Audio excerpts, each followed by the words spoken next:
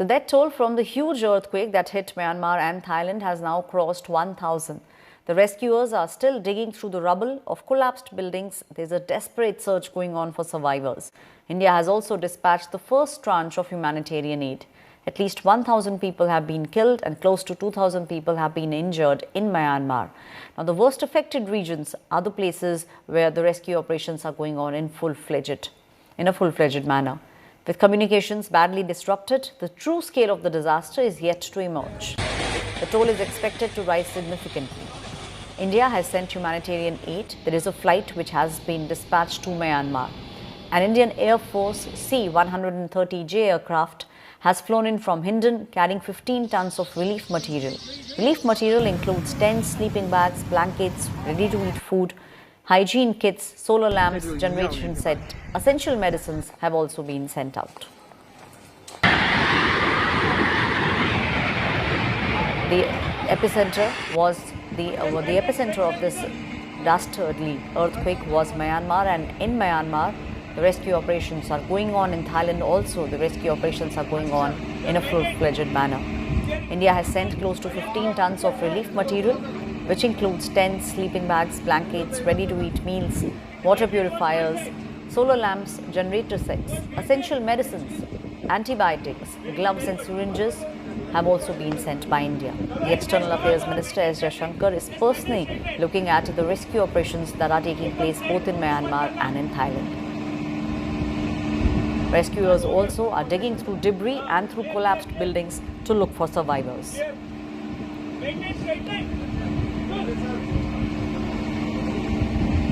Rescue operations both in Myanmar as well as in Thailand taking place.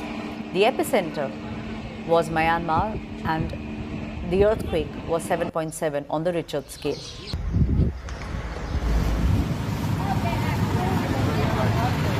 This was a powerful earthquake which has killed close to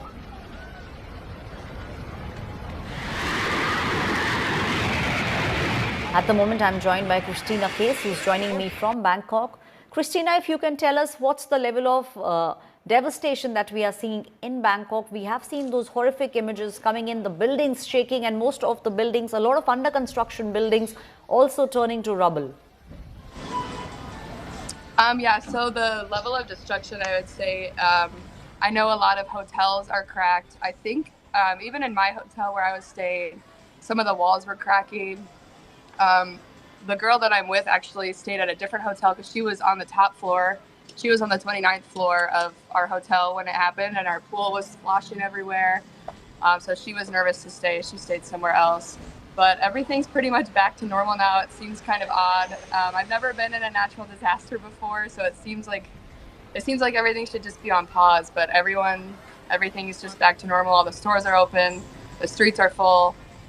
But yesterday I was just in the middle of an appointment and we all had to run outside. Everybody was flooding the streets, running. As a foreigner, where am I supposed to run? Like, what do we do? Where do we go? It was really scary. It was very, very scary.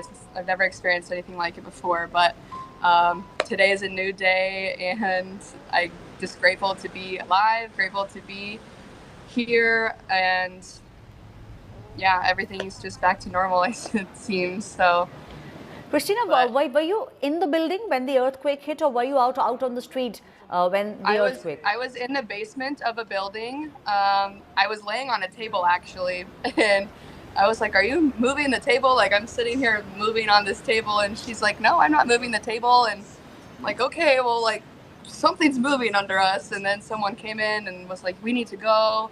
So I sprinted up like 3 flights of stairs, and then everyone was flooding out of the building, just running in the streets. It was very bizarre, very scary. Christina, do you think the people who came to tell you that you need to move out, do you think the rescue operation in that sense was very swift?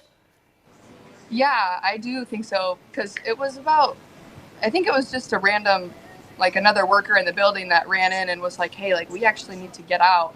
So I think we were kind of contemplating what was going on for about 20 seconds, and then someone came in and was like, "We gotta go."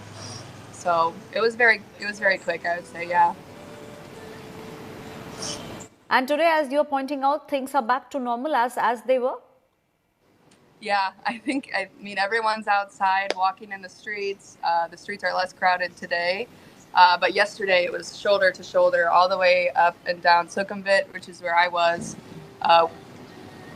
It was chaos, honestly, yesterday. Everybody was outside. I couldn't get back into my hotel for about 4 hours. It was really crazy. It was very hectic. Right, thank you. Thank you, Christina, for speaking with us. Christina Case, who's in Bangkok and was in the basement of a building when the earthquake shook the building, and said that people rushed outside and out on the streets. There was utter chaos, but today the situation is a tad bit better, both in Bangkok and in other cities in Thailand.